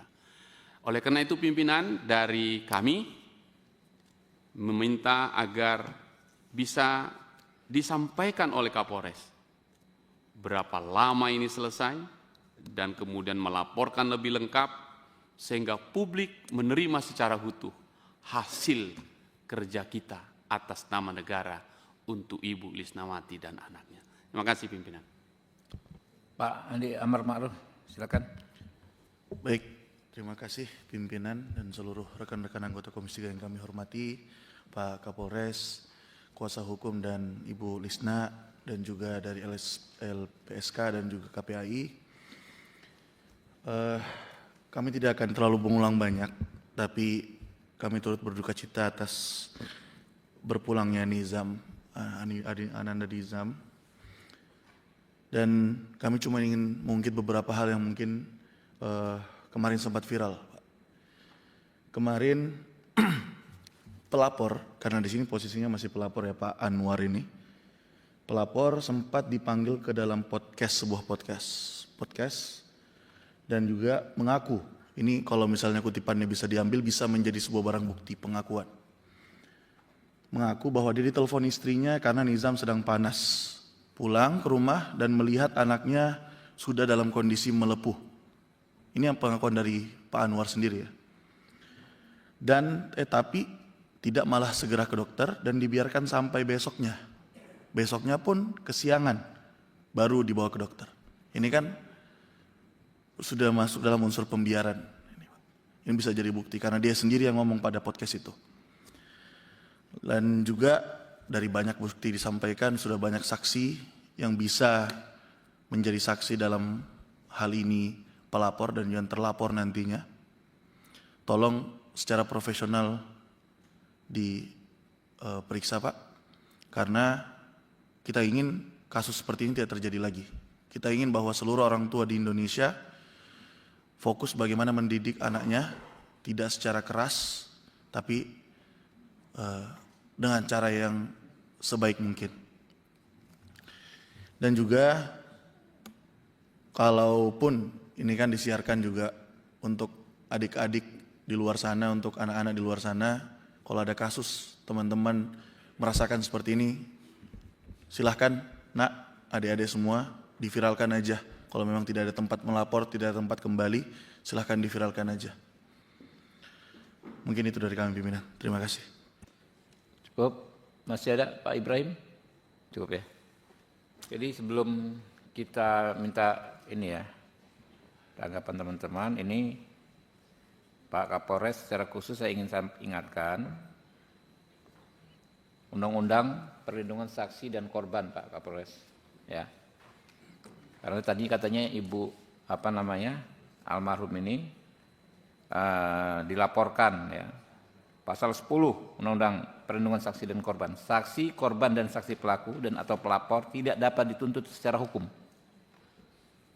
baik pidana maupun perdata atas kesaksian atau laporan yang akan sedang atau telah diberikannya.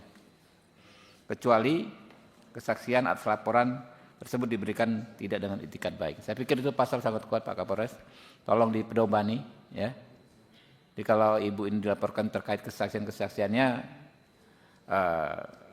ibu ini dilindungi pasal 10. Ya. Nggak bisa dipersoalkan secara hukum. Mungkin itu minta sekaligus tanggapan ya, nggak perlu satu-satu tapi diramu aja Pak. Nanti teman-teman juga kalau ingin menanggapi. Ya silakan. Terima kasih pimpinan rapat. Mohon izin bahwasanya kami Polres Sukabumi berkomitmen untuk melakukan penegakan hukum yang profesional dan memberikan perlindungan pada kaum rentan baik perempuan ataupun anak. Terhadap perkara yang kita tangani memang di November 2024 kita sudah melakukan tahapan penyelidikan, namun dalam tahapan tersebut pihak dari pelapor sendiri yang membuat perdamaian di luar kita tanpa melalui kita, tidak ada proses RJ. Namun setelah adanya kejadian ini kami tanpa diminta pun langsung kami tidak lanjuti dan segera kami akan tetapkan tersangka. Kemudian terkait dengan penanganan perkara, terima kasih Bapak-Bapak Dewan yang terhormat atas masukan dan informasinya yang diberikan kepada kami, memperkaya kami dan akan kami tindak lanjuti tentunya terkait dengan saksi atau korban, bila mana ada pengancaman, segera informasikan kami, akan kami tindak lanjuti untuk kita tindak secara profesional. Kemudian terhadap ibu korban, kami juga masih menunggu bisa dimintai keterangan kalau memang perlu di mana kita juga siap untuk datang ke kediaman ibu. Nah itu betul Bapak. Bapak nanti penyidik Bapak datang ke tempat ibu, kalau bisa yang perempuan Pak, ya kan ya. Nanti didampingi dengan KPAI dan LPSK ya, minta tolong ya di tempat yang nyaman ya. Yang ibu ini didampingi pengacara tentu ya. Agar segera ini Bapak Kapolres bilang, udah pasti naik ke penyidikan ini. Ya, tapi memang perlu mendengar keterangan ibu nanti ya, supaya segera bisa berjalan. Ya, lanjut Pak. Siap. Kemudian terkait dengan perkara yang viral bahwa kejadian tanggal 19, kami tanggal 23 sudah menetapkan tersangka dan melakukan penahanan terhadap tersangka tersebut. Tentunya ini sebagai komitmen kami, integritas kami untuk memberikan perlindungan dan juga untuk memitigasi agar peristiwa seperti ini tidak terjadi lagi di anak-anak atau kaum rentan lainnya. Sekali lagi kami ucapkan terima kasih kepada Bapak Ketua, Bapak Pimpinan Rapat yang memberikan kesempatan kepada kami untuk bisa menjelaskan terkait dengan progres daripada penanganan perkara yang kami tangani yang cukup viral. Kepada Bapak Dewan sekalian, terima kasih atas masukannya. Kemudian KPAI yang juga tadi memberikan informasi terkait dengan pasal-pasal yang dugaan apabila ada perencanaan, yaitu pasal 459 ya, undang-undang yang baru, Undang-Undang Nomor 1 Tahun 2023 tentang KUHP, kita akan dalami lebih lanjut dengan pemenuhan unsur-unsurnya. Ini aja yang bisa kami sampaikan Bapak Dewan dan pimpinan. Terima kasih atas waktu dan kesempatan yang diberikan kepada kami. Assalamualaikum warahmatullahi wabarakatuh. Ya, Waalaikumsalam Pak Kapolres. Bu Lisnawati ada yang ingin disampaikan? Ya Bu. Saya hanya anak saya pengen dapat keadilan yang setimpal. Tentu Bu. Kita all out Bu ya untuk memperjuangkan keadilan untuk anak Ibu. Ada tambahan Pak Ibu KPAI dan LPSK? Tambahan? Iya. Dari ya. Izin pimpinan sidang yang pertama sesuai pasal 59A Undang-Undang Perlindungan Anak bahwa anak yang mendapatkan perlindungan khusus proses harus cepat.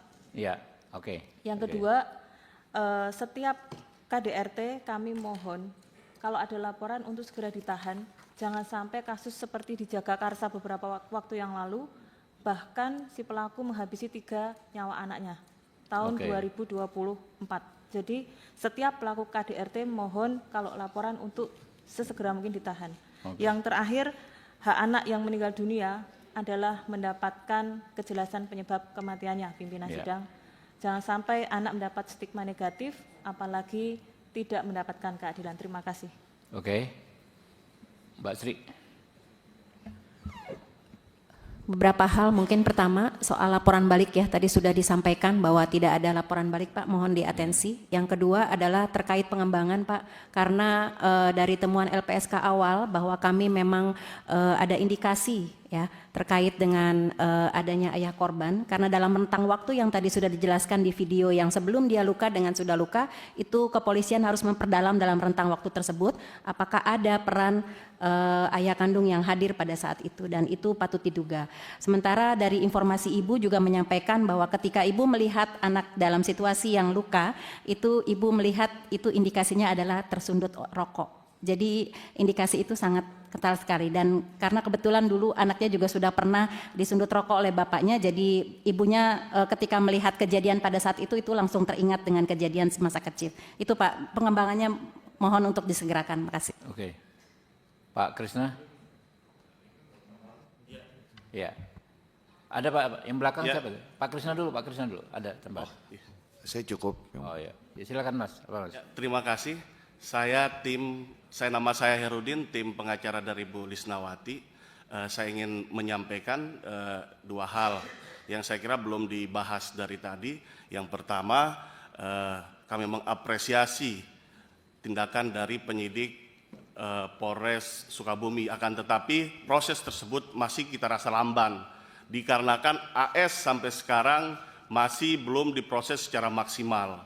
Karena dugaan yang ada, dan dari awal kita membuat laporan polisi tanggal 24 terhadap saudara AS, penyidik menyampaikan seperti tadi disampaikan oleh Pak Kapolres, menunggu tindak lanjut dari kita. Sebenarnya itu bukan delik aduan, tidak perlu menunggu tindak lanjut dari kami. Nah, kemudian yang paling penting dalam hal ini, pembahasan tentang pembunuhan berencana yang dulu diatur dalam 340 KUHP, sekarang diatur dalam 459 KUHP. Nah, kenapa ini sangat penting? Karena konteks pembunuhan berencana ini patut diduga ada dalam konteks perkara kematian NS. Dikarenakan berhubungan dengan satu kesengajaan, walaupun dalam KUHP yang baru tidak ada menyebutkan kesengajaan. Kedua, perencanaan terlebih dahulu. Kemudian yang ketiga, perampasan nyawa. Nah, penjelasan lebih lanjut berhubungan dengan pembunuhan berencana, pelaku memutuskan kehendak pembunuhan dalam keadaan tenang dan tidak tergesa-gesa dan tidak dalam emosi tinggi. Dalam kasus ini, dalam video itu jelas, seorang ibu tiri menyampaikan kepada anak tiri, istighfarna, istighfarna. Itu patut diduga dia dengan tenang, padahal dia sendiri yang melakukan dugaan pembunuhan. Kemudian yang kedua, ada rentan waktu. Tentu dalam pembunuhan berencana ada rentan waktu yang cukup yang timbul antara kehendak dan pelaksanaan kehendak. Kemudian yang ketiga, pelaksanaan perbuatan dalam suasana tenang. Itu sangat kental terjadi dalam kasus ini. Nah, saya contohkan kasus yang lain. Tentu ini di Amerika ya, ada seorang ibu yang membiarkan anaknya kurang lebih selama 1 minggu ya, yang menyebabkan anaknya meninggal dan dia tinggal pergi untuk bertamasa hingga dia dihukum mati. Harapan kami, walaupun konteks perkaranya berbeda, tapi mohon penyidik mendalami sampai ke hal seperti itu. Dan yang paling penting dalam konteks hukum pembuktian, sekalipun dalam hal ini dalam KUHP baru dan KUHAP, perubahan besar dalam proses pembuktian, terutama dalam konteks pembuktian secara ITE dan forensiknya. Nah, artinya di situ saya ingin membahas, karena di sini ada undang-undang KDRT, ada undang-undang perlindungan anak, dan undang-undang KUHP. Artinya bersifat lex spesialis, undang-undang KDRT dan undang-undang perlindungan anak. Nah, saya lebih fokus ke undang-undang KDRT. Saya bukan konteks dalam mengajari penyidik di sini, akan tetapi undang-undang KDRT itu berlaku lex spesialis dalam hal pembuktian. Kalau kita mengenal 2 bukti permulaan yang cukup, dalam undang-undang KDRT cukup 1 keterangan dari korban ditambah 1 alat bukti lainnya. Artinya harapan kami ke penyidik Polres Sukabumi agar lebih cepat dalam konteks perkara ini. Terima kasih. Ya, teman-teman, kita ini mau draft kesimpulan sebentar ya. Ya, skor 3 menit ya, sebentar saya koordinasi dengan sekretariat belakang.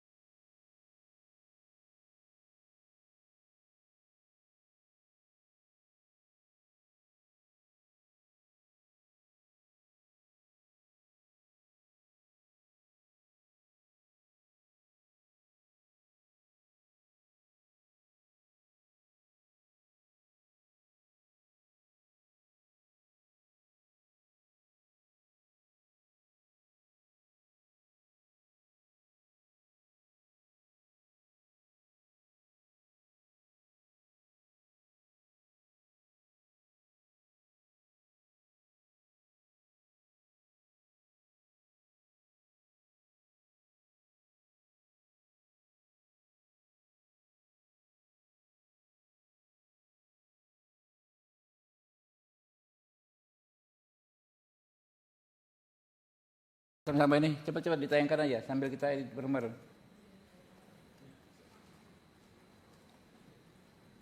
Ini teman-teman kasih masukan ya, Mbak Sri, Mbak dia ya.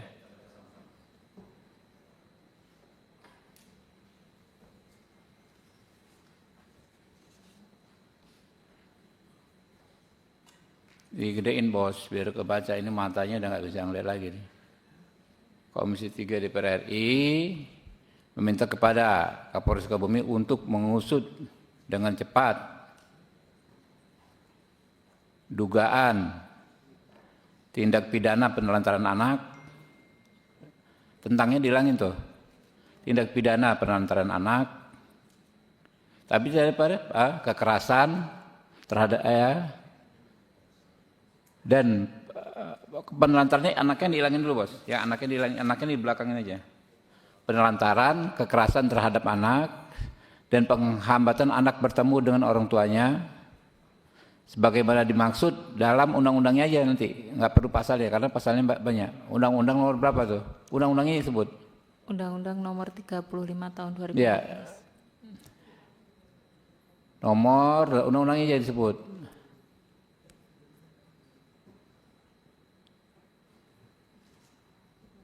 Ya kan? Dalam perkara dengan laporan, nah sebutin nomor laporannya, mana aja. Izin pimpinan. Iya, ntar dulu Bu. Nanti kita bikin draft awal dulu baru ini. Ntar dulu ya, jadi bahan ini dulu baru kita masukin ini.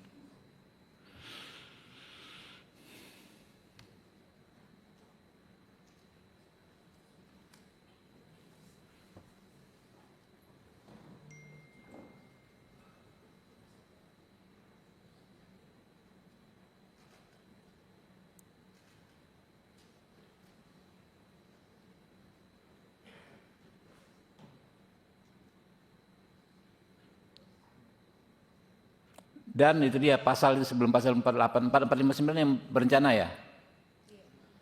Dan dugaan pembunuhan berencana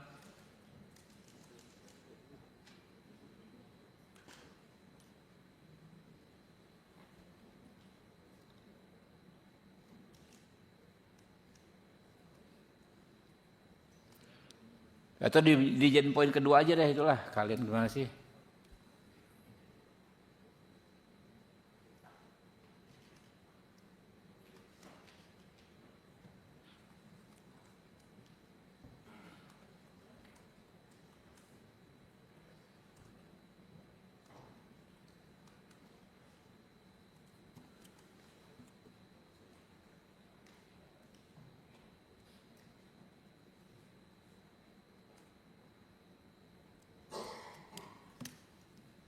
Coba yang pertama dulu bos,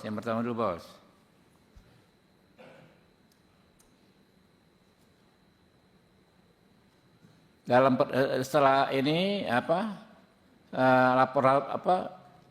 setelah laporan tersebut ya, setelah 24 Februari itu, 24 Februari 2026 terkait meninggalnya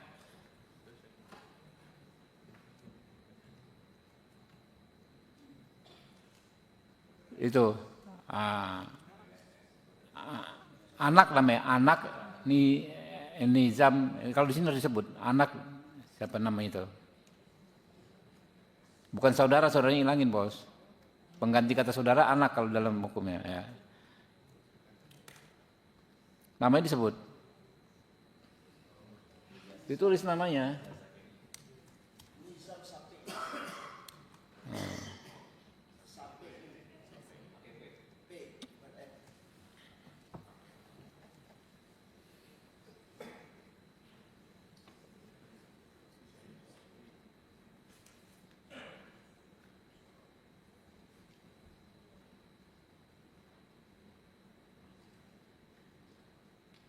Nah, yang laporannya Jawa Barat, setelah Polda Jawa Barat, tertanggal 24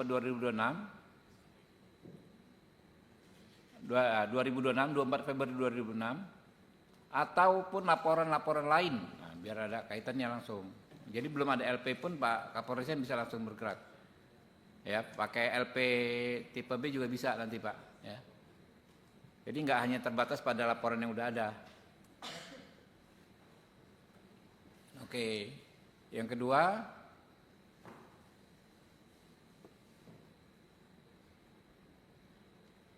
nah ini dimasukin coba pasal 3459, pasal 459, enggak, ntar, dimasukin di poin atas ya. Setelah 24 Februari 2026, itu di atas nomor 1, oke. Dan dugaan pembunuhan berencana sebagaimana dimaksud pasal apa tadi? Pasal berapa tadi? 459 Undang-Undang 1 2023 tentang KUHP. 459 tentang KUHP.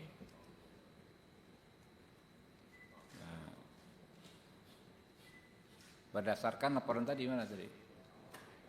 Ada laporan khusus nggak? Izin pimpinan. Ya, ntar dulu Pak, Ya. biar kita nggak ini. Yang penting jadi bahannya dulu.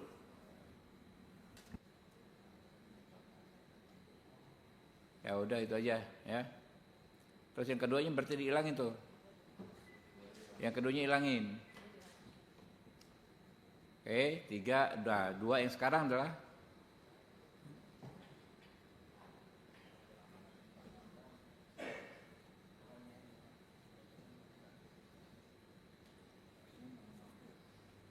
oke.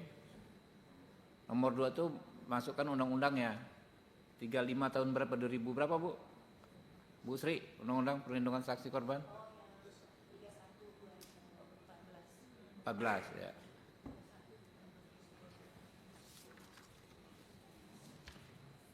Berdasarkan. Nah.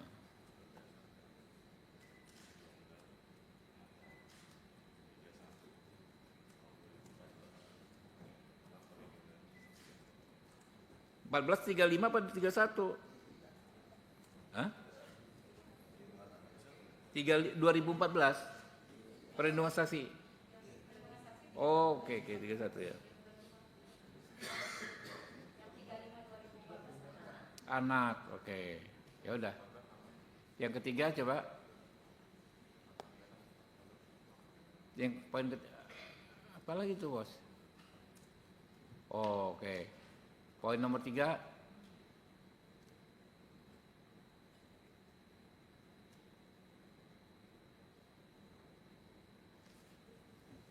Ya, itu ya. Coba dibaca apa? Dibaca poin per poin, kita bahas ya, poin per poin ya. Oke, poin pertama. Komisi 3 DPR RI meminta kepada Kapolres Sukabumi untuk mengusut dengan cepat dugaan tindak pidana penelantaran, kekerasan terhadap anak dan penghambatan anak bertemu dengan orang tuanya sebagaimana dimaksud Undang-Undang Nomor 35 Tahun 2014 tentang Perlindungan Anak sebagaimana laporan polisi nomor sekian-sekian tertanggal padanya dihilangin tuh tertanggalnya tuh. Nah, 24 Februari tanggalnya hilang juga tuh, tertanggal hilang 2026 dan dugaan terkait bukan dan setelah 2026 itu. Terkait dannya hilang. Dugaan pembunuhan. Oh. Bukan betul dong, berarti kalau gitu dannya apa balik dan lagi. Serta aja ya, dannya ganti serta ya. Serta dugaan dalam ya. Oke. Pasal 456 terkait meninggalnya anak Nizam SPI secara transparan, profesional dan proporsional. Coba teman-teman gimana? Ada dirapin nggak nih redaksinya biar nggak salah? Ya, gimana, Bu? Izin pimpinan, jika dituliskan pasalnya untuk Undang-Undang Perlindungan Anak. Undang-undangnya aja biar dapat semua, ntar kita pasal gitu. ada yang nggak ini, ya kan? Baik. Undang-undangnya aja. Izin juga, misalnya penambahan untuk KUHP nomor 1 tentang pemberatan. Pemberatan. Apa maksudnya? Kan ditambah 1/3 hukuman kalau Oh, pelanggaran. Oke. Coba redaksinya gimana kira-kira? Atau lanjut saja? Nanti aja itu Bu, itu kan pasti pemberatan kan prosesnya aja nanti kita kawal bareng-bareng Bu. Iya nggak? Iya. Oke. Coba teman-teman ada lagi ini? Satu ada kritisi, kalau nggak ada kita bacakan lagi lalu disepakati ya. Ya, pakai yang terkait laporan balik untuk bisa di-mention gitu. Nanti itu di poin kedua, ketiga kan. Poin kedua nanti kita masukin situ. Pertama dulu ya. Yang pertama dibacain coba, Komisi 3 DPR RI meminta kepada Kapolres Sukabumi untuk mengusut dengan cepat dugaan tindak pidana penelantaran, kekerasan terhadap anak dan penghambatan anak bertemu dengan orang tuanya sebagaimana dimaksud dengan Undang-Undang Nomor 35 Tahun 2014 tentang Perlindungan Anak sebagaimana laporan polisi nomor sekian di Sukabumi, Polda Jawa Barat tertanggal 24 Februari 2006 serta dugaan pembunuhan berencana sebagaimana dimaksud dalam pasal 459 KUHP atau laporan-laporan lain terkait meninggalnya almarhum anak Nizam SPI secara transparan, akuntabel, profesional, proporsional. Apa sih ini belakang ini? Terlalu banyak adjektif gitu loh. Tapi nggak apa-apa ya teman-teman ya. Sepakat ya? Sepakat ya? Pak Krisna kalau nggak sepakat bahaya nih. Yang kedua, Komisi 3 DPR RI meminta Kapolres Sukabumi beserta jajaran untuk memberikan jaminan keamanan dan perlindungan terhadap Risnawati, termasuk jaminan untuk tidak. Nah, tadi pasal ini mana bunyinya itu?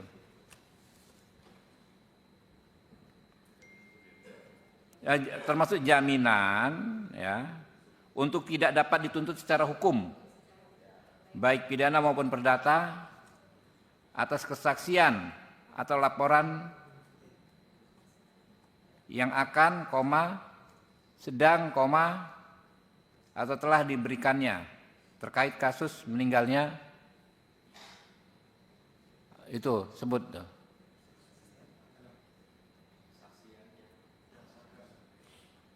Mana tadi sih?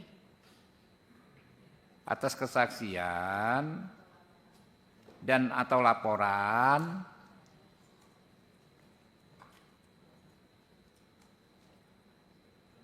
yang akan, sedang, atau telah diberikannya terkait kasus meninggalnya tadi sebut namanya itu anak Nizam Sape'i,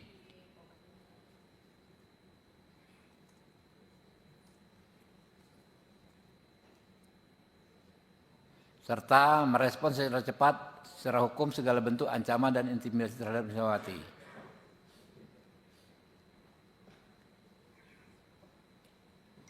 Selama proses hukum berlangsung berdasarkan Undang-Undang Nomor 31 Tahun 2015 tentang perlindungan saksi dan korban. Oke ya, Mbak Sri, oke? Pakai mikrofon biar yang di rumah dengar. Perlu disebutkan pasal spesifiknya, pasal 10. Menurut saya sih nggak perlu, Nggak usah ya, oke. karena kan ada undang-undang kita sebut. Oke? Yang ketiga, Komisi 3 DPR RI meminta KPAI dan lembaga perlindungan saksi dan korban untuk mengawal perkara dengan laporan polisi nomor sekian tanggal 24 Februari hingga tuntas. Ya, terkait aja, Pak. Jadi jangan hanya perkara yang nomor ini aja nanti, iya kan? Terkait atau tadi Februari 2006 atau laporan-laporan lain terkait meninggalnya.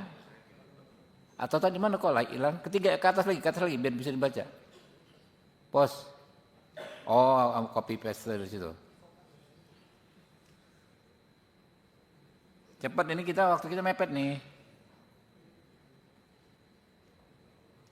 Terkait tadi meninggalnya anak itu Nizam Sape'i. Oke ya, saya baca dari awal lagi ya, tiga-tiganya ya. Bisa ditambahkan untuk yang Undang-Undang KDRT? Coba di mana masuknya? Bisa diselipkan mungkin di atas di poin 1 ya tambahannya. Tambah poin. Enggak, ini kan gini Mbak, laporannya kan ada tuh undang-undang itu. Yang di mana maksudnya nih? Kalau ketentuan perundang-undangan yang berlaku itu masuk tuh. Di poin 3.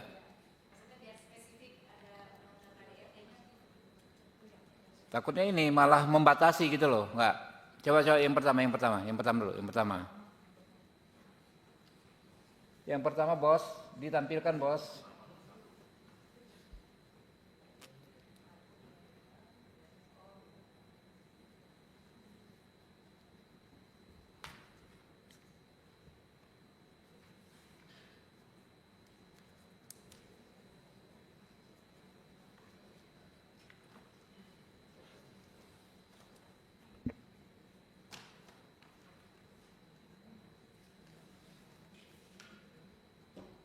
Ini kelamaan kita ngedraft ini nanti, bos. Saya jam 1 masih ada agenda nih.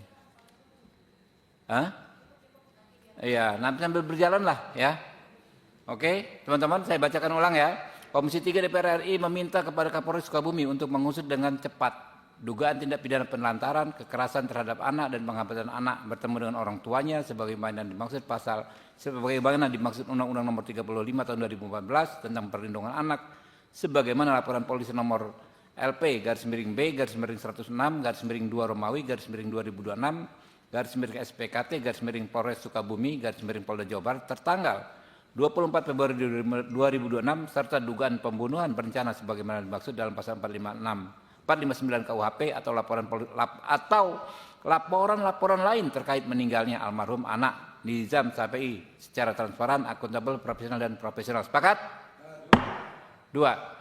Komisi 3 DPR RI meminta Kapolres Sukabumi beserta jajaran untuk memberikan jaminan keamanan dan perlindungan terhadap saudari Lisnawati, termasuk jaminan untuk tidak dapat dituntut secara hukum baik pidana maupun perdata atas kesaksian dan atau laporan yang akan, sedang, dan telah diberikannya terkait kasus meninggalnya almarhum anak Nizam Sape'i, serta merespon cepat secara hukum segala bentuk ancaman dan intimidasi terhadap saudari Lisnawati selama proses hukum berlangsung berdasarkan Undang-Undang Nomor 31 Tahun 2014 tentang perlindungan saksi dan korban. Sepakat?